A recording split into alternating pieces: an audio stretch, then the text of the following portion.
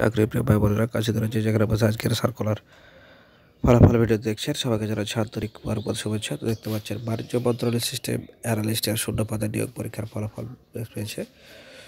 তো non cadre পরীক্ষা, চলুন দেখে নিই সে ফলাফলটি কী হতে চলেছে।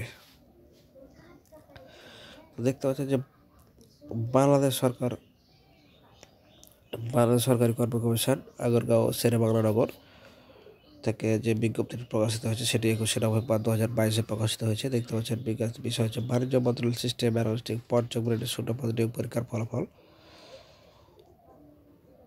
তো দেখতে পাচ্ছেন রেজিস্ট্রেশন নাম্বার 4-023 একজন, তাকে আগামী 3 কর্মদিবসের মধ্যে ছাড়পত্র জমা দেওয়ার অনুরোধ করা হলো।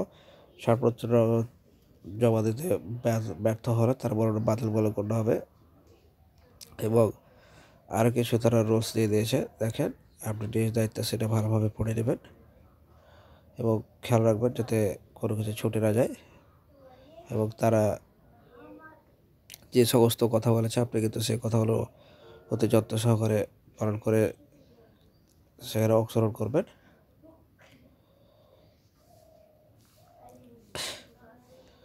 তো আমরা সাধারণত সার্কুলার ফলাফল এবং সার্কুলার পরীক্ষার সময়সূচি নিয়ে ভিডিও আপলোড করে থাকি। তো পরবর্তী ভিডিও সবার আগে পাওয়ার জন্য আমাদের সাথে থাকার জন্য আমাদের এখানে বিদায় নিচ্ছি। আল্লাহ হাফেজ।